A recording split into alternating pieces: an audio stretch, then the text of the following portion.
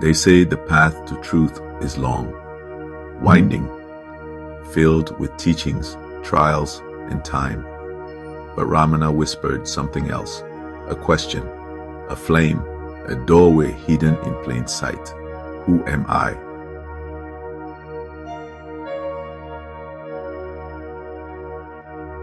Not a mantra, not a thought, not a riddle to solve, but a sword, a dissolver of illusion, a mirror that reflects nothing.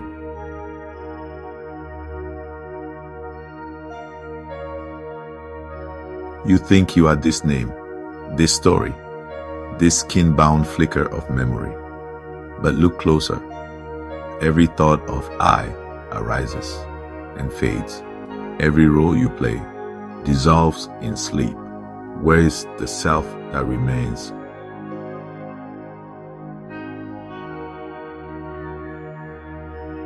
Self-enquiry is not asking, it is abiding. It is tracing the I back to its source until the seeker disappears. No answer, no concept, only silence.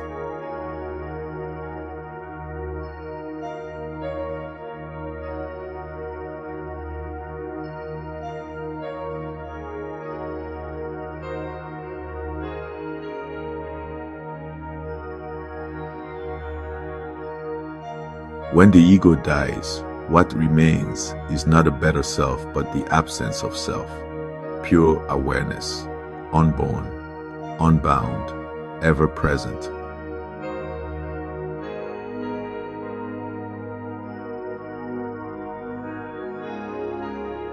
This is the pathless path.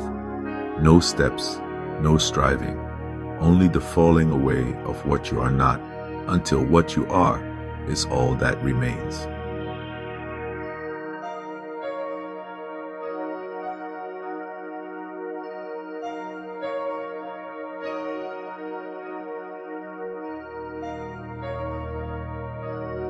Ramana did not give teachings. He gave silence. He gave presence. He gave the question that ends all questions. Who am I? Not a question, but a sword.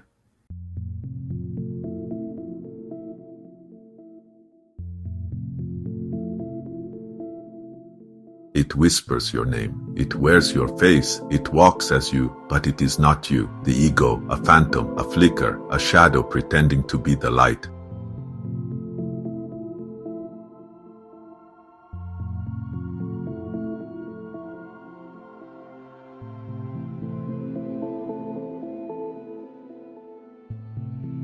Ramana Maharshi did not fight the ego, he exposed it, he turned the light inward, and the phantom vanished. The ego begins with a single thought, I am this body, this story, this name. But who watches that thought arise? Who remains when it fades? The ego clings to roles. Seeker, teacher, sufferer, savior. It fears silence, it fears stillness, because in silence it cannot survive. Ramana offered no war against the ego, only a question, who am I? Not to answer, but to look, to trace the I back to its source. And when the seeker looked, there was no one there, only awareness, still, unborn, free. The ego is not a thing, it is a movement, a habit of identification. When seen clearly, it vanishes like mist in morning light. You are not the phantom, you are the witness, the light behind the mask, the silence before the thought. Abide there, and the world returns to stillness.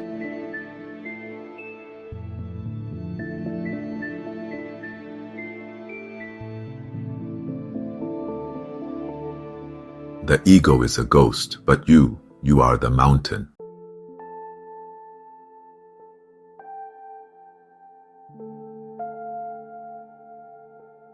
He spoke, but not with words. He taught, but not with scriptures. Ramana's greatest teaching was silence.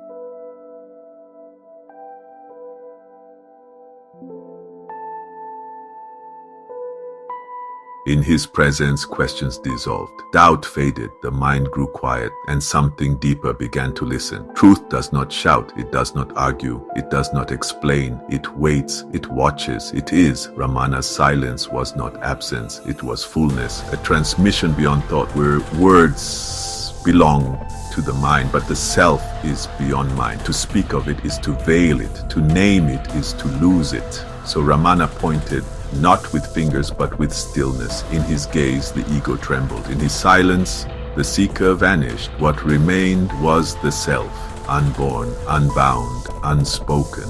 You do not need more teachings. You do not need more words. You need silence. The silence that listens, the silence that is. Abide there, and the teaching will unfold.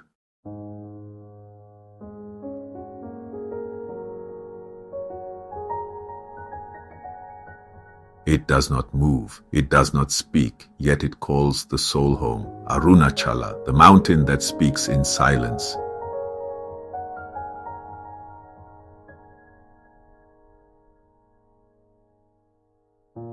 To Ramana, this was not stone, not earth, not landscape. It was Shiva, the self, the silent guru. Scriptures say Shiva once appeared as a column of light, endless, formless, pure. When the gods could not grasp it, he took form as a mountain, still, silent, ever present.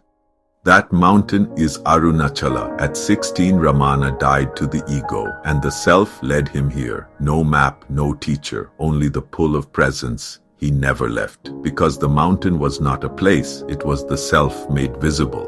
Ramana said, Arunachala is the self, it is the heart of all. He did not preach, he pointed to the mountain, to the silence, to the source. You do not need to travel, you do not need to climb. Arunachala is not outside you. It is the stillness within, the unmoving witness, the silent flame.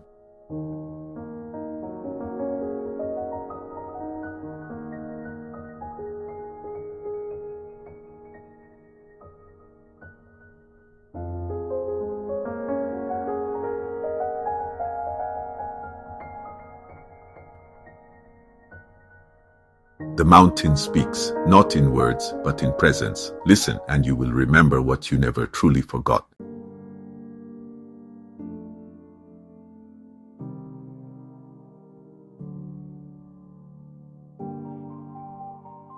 He did not seek enlightenment, he did not chant mantras, he did not read scriptures. He died, not in body, but in identity.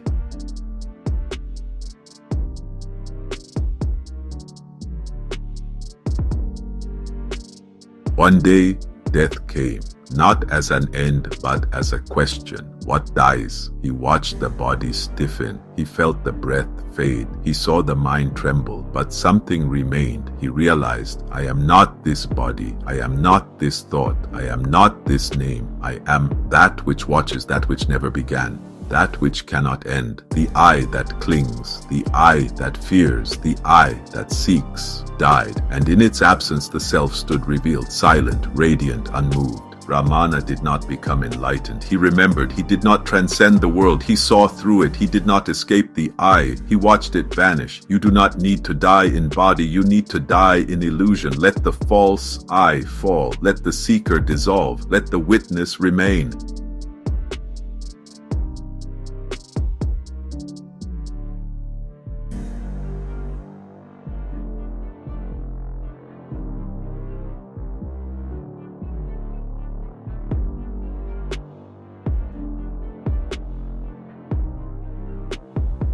The death of the I is not the end, it is the beginning of truth, the beginning of freedom, the beginning of what you've always been.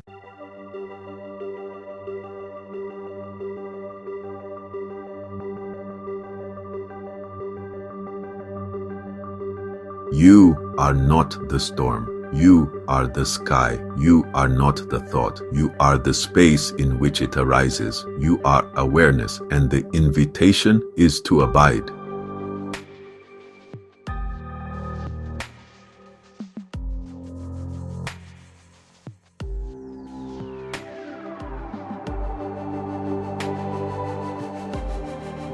Ramana did not ask you to change. He asked you to see, to turn inward, to rest as the witness, not to fix the mind, but to see that you are not the mind. Awareness is not something you do. It is what you are, before thought, before identity, before time. It does not come and go. It does not strive.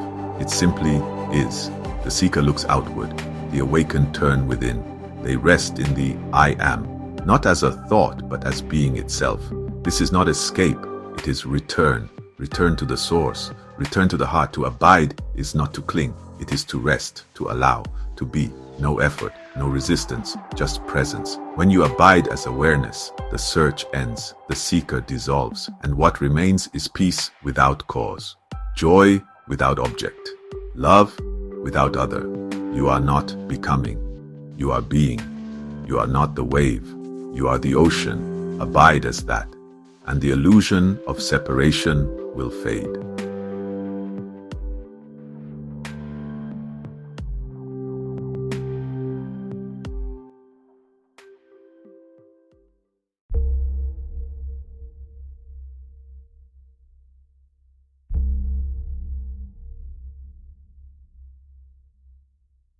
You were told you are small, a body, a mind, a name, but Ramana whispered a deeper truth. You are not in the world. The world is in you.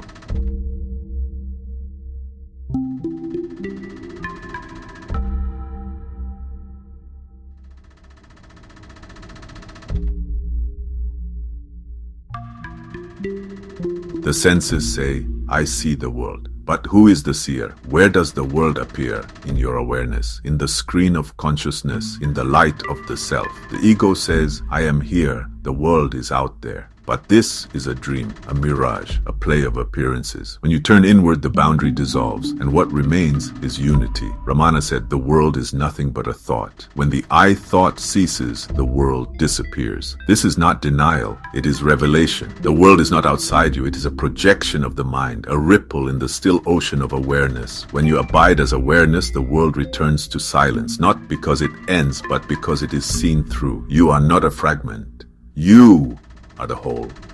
You are not a wave. You are the sea. This is the sacred paradox. You are nothing and everything.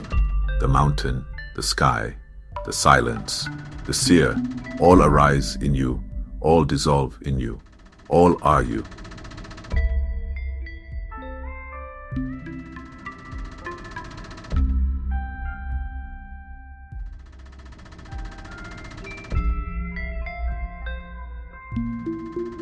The world is not your prison, it is your reflection, it is your dream, it is yourself awaken. And remember,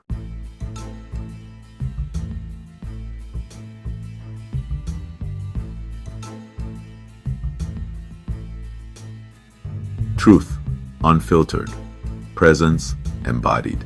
Watch this next video to continue your blissful journey in awareness.